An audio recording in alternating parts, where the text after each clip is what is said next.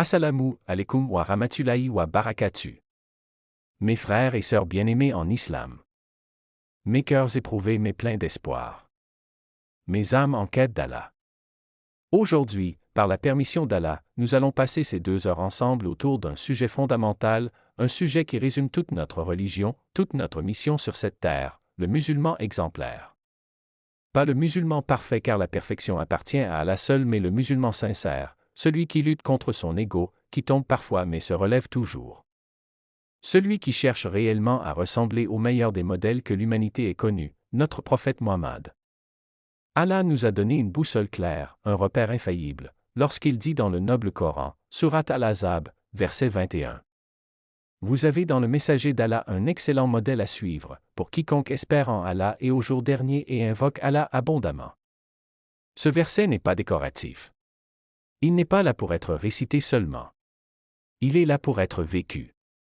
Le prophète est soit un Hasana, le modèle parfait dans sa foi, son comportement, ses relations, sa patience, sa miséricorde. Et lui-même a résumé toute sa mission en une phrase bouleversante. Je n'ai été envoyé que pour parfaire les nobles caractères. Rapporté par Ahmad, hadith authentique.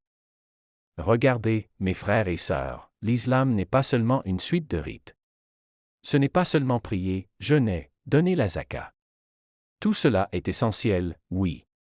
Mais l'âme de ces adorations, c'est le caractère. Le prophète a dit.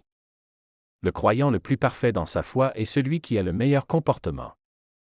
Tirmidhi. Et encore. Rien ne sera plus lourd sur la balance du croyant, le jour du jugement, que le bon caractère. Tirmidhi, authentique.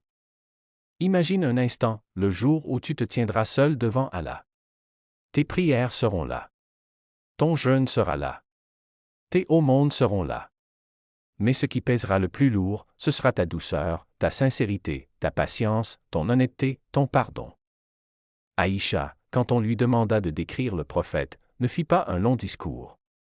Elle dit simplement. Son caractère était le Coran. Il marchait comme le Coran, parlait comme le Coran, pardonnait comme le Coran.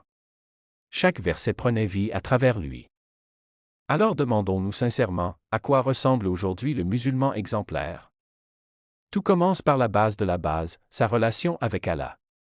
Le musulman exemplaire a un tawhid pur. Son cœur n'est attaché qu'à Allah. Il ne place pas sa confiance dans l'argent, dans les gens, dans le statut, mais dans son Seigneur. Il fait les causes, puis il dit avec certitude, Hasbi Allahu la ilaha illa huwa. Allah dit. Et quiconque place sa confiance en Allah, il lui suffit. Surat At-Talaq, verset 3. Ce musulman se souvient d'Allah souvent. Pas seulement à la mosquée, mais en marchant, en travaillant, en conduisant, au marché, à la maison. Son cœur fait du dhikr avant même que sa langue ne parle. Il préserve ses prières, surtout à l'heure, car la prière est le lien direct entre le serviteur et son Seigneur. Il aime la nuit, quand tout dort sauf Allah. Tahajjud, Qiyam, 2 unités priées en secret, des larmes que personne ne voit. Le prophète priait la nuit jusqu'à ce que ses pieds enflent. Quand Aïcha lui demanda pourquoi, alors qu'Allah lui avait pardonné ses fautes passées et futures, il répondit. Ne devrais-je pas être un serviteur reconnaissant? Bukhari. Arrêtons-nous un instant. Combien de minutes par jour accordes-tu réellement à Allah, seul à seul, sans téléphone, sans distraction?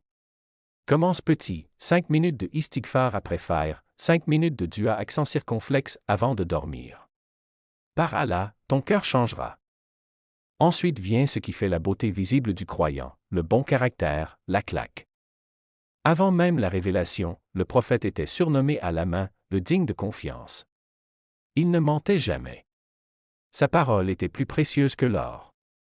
Il était doux, jamais brutal. Il a dit.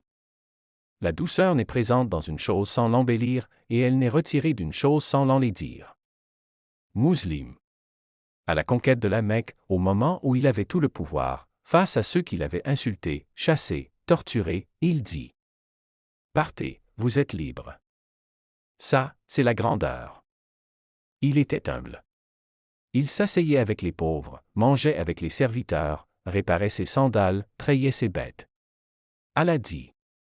Ne marche pas sur terre avec arrogance.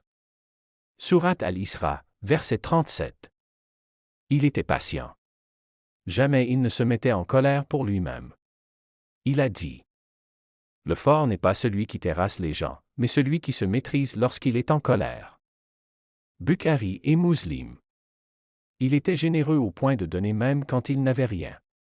Il était pudique, chaste, respectueux dans ses paroles et ses regards.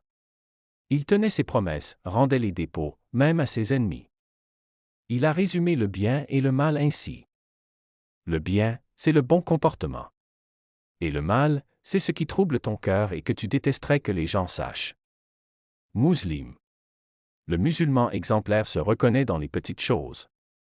Il rend la monnaie exacte même si personne ne regarde. Il laisse passer une voiture sans klaxonner ni insulter. Il parle avec douceur à sa femme, à ses enfants, à ses parents. Le prophète a dit: les meilleurs d'entre vous sont les meilleurs envers leurs épouses. Tirmidhi. Avec les voisins, il est une sécurité. Par Allah, il n'est pas croyant celui dont le voisin n'est pas à l'abri de ses méfaits. Bukhari. Avec les non-musulmans, justice, honnêteté, bienfaisance. Un sourire, même, est une aumône.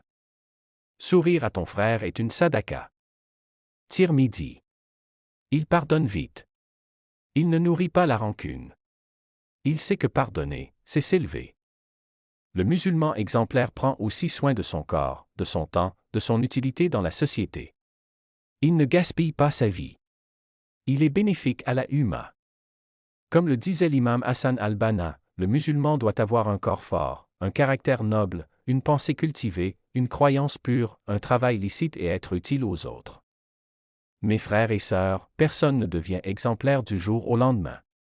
C'est un chemin. Cette semaine, choisis une seule qualité, la douceur, la patience, la sincérité, le pardon. Applique-la consciemment chaque jour. Rappel final.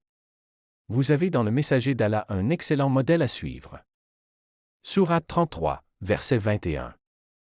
Ô Allah, fais de nous des suiveurs sincères de ton prophète Mohammed, purifie nos cœurs, embellis nos caractères, pardonne nos manquements et fais-nous entrer au paradis par ta miséricorde. Amen ya Rab al-Alamin. Jazakum Allahu khairan d'avoir partagé ce moment. Que Allah accepte nos efforts, nous guide et nous réunisse dans son agrément. Wassalamu alaikum wa rahmatullahi wa barakatuh.